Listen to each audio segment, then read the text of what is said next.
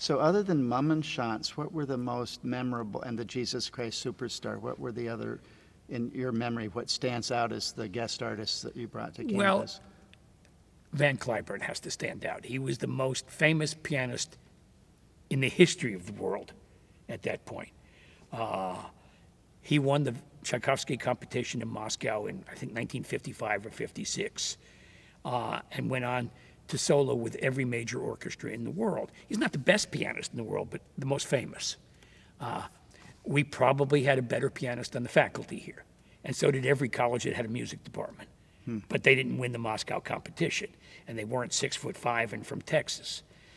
There's a great story that Jack Cogdill told about Van Cliburn. He was teaching at Texas Christian University when Van Cliburn was a student there. Oh.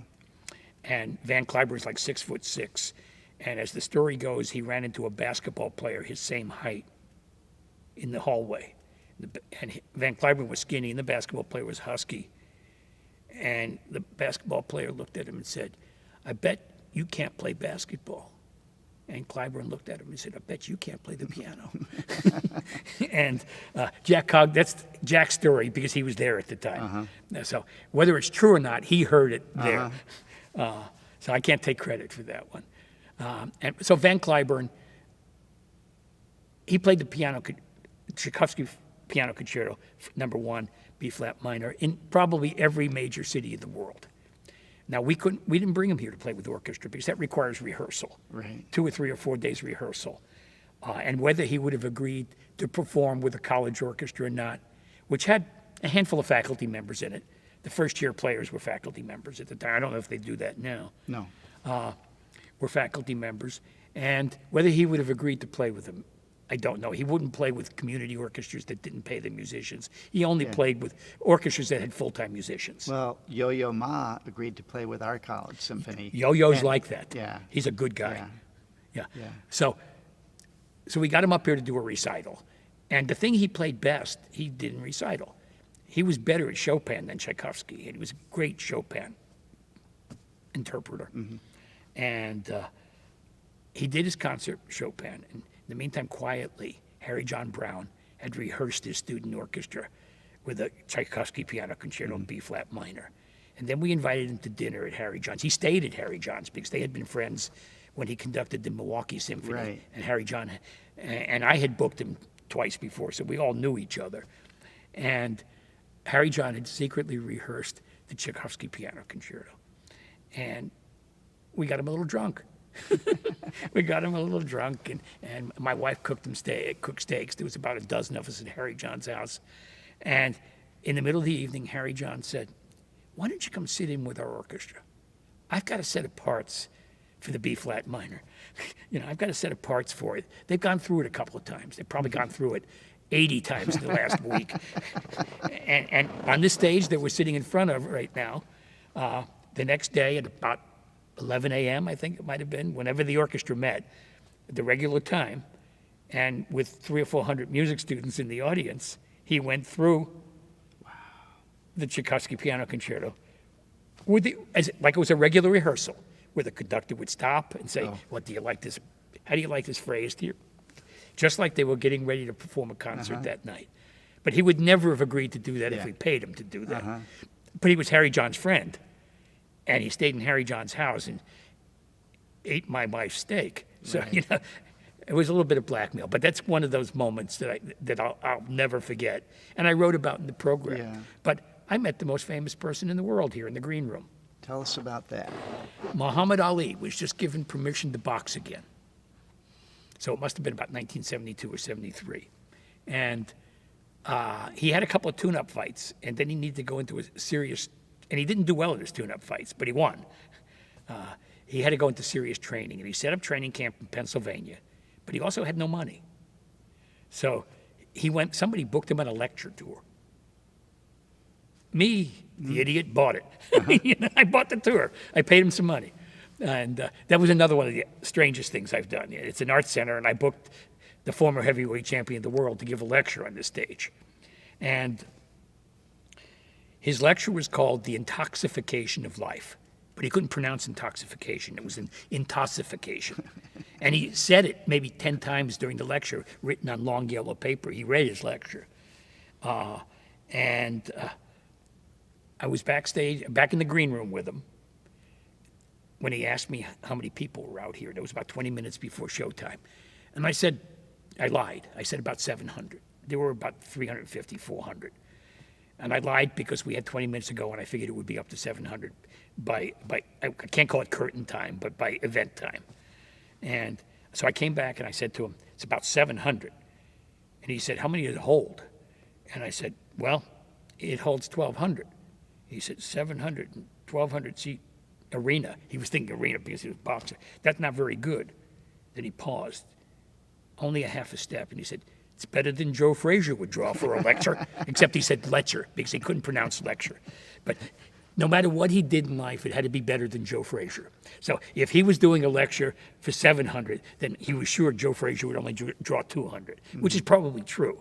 I mean, this was a dashing young man, tall, muscular, handsome man, not articulate the way we think of articulate. He could have never passed a speech class, but he was engaging. When he talked, you listened. And that was a real exciting night. And I won't forget it. I've talked about it 100, 200 times since then. But there were other nights.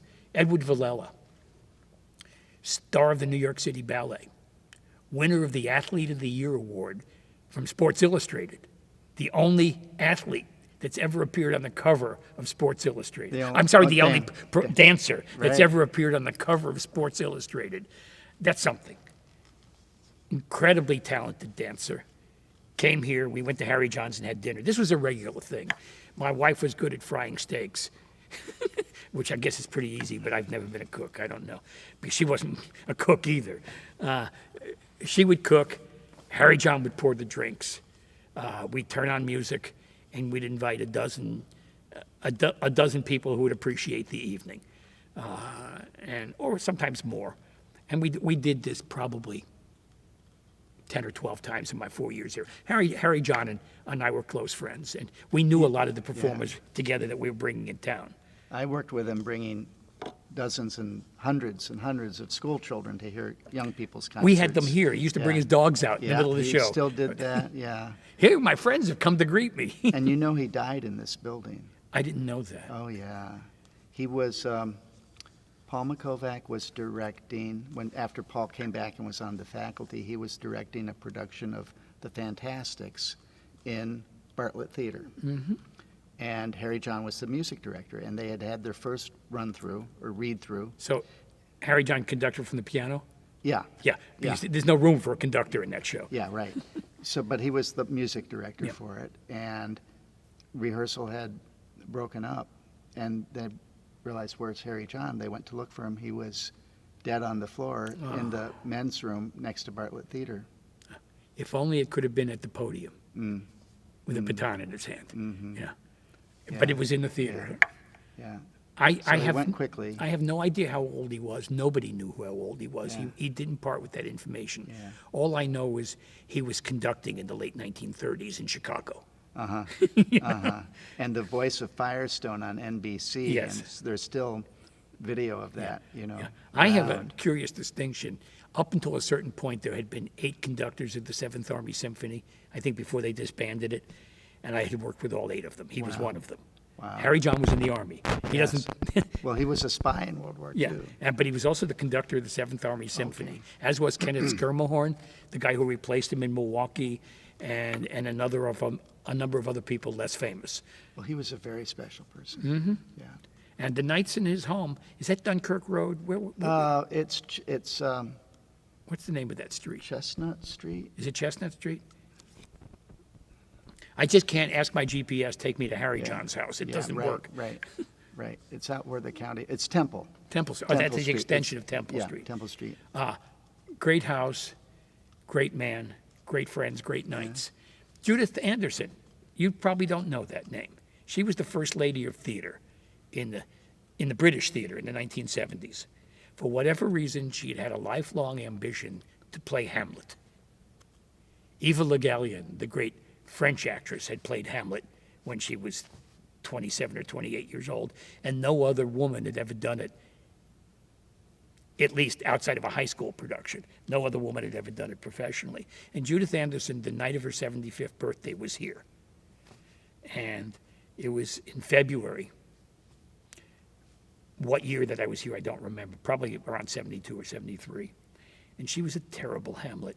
The rest of the leads were soap opera stars on hiatus. You know, famous to help sell some tickets on the road, but it didn't sell a lot of tickets. And I had met her for 5 seconds on the way in. And then her company manager came back to me when the show was almost over.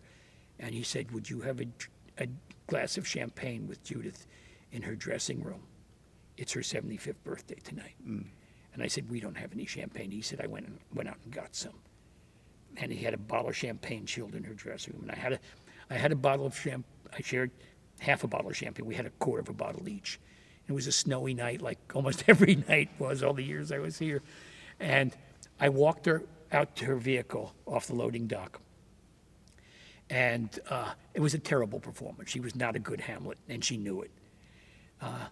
And there was a young girl, a student, an undergraduate, who was working as a stagehand. We always use student stagehands. And she was leaning up against the wall inside the loading dock. The rolling door is now closed, but because the snow would have been coming in, everything was loaded out. There wasn't much sets. And she was leaning against the wall, exhausted. And Dame Judith looked at her and said, young lady, you look as though you've played Hamlet tonight. Funny? I don't feel as though I have. She took her boa, threw it up in the air, threw her hand up in the air, and made her, that was her exit line.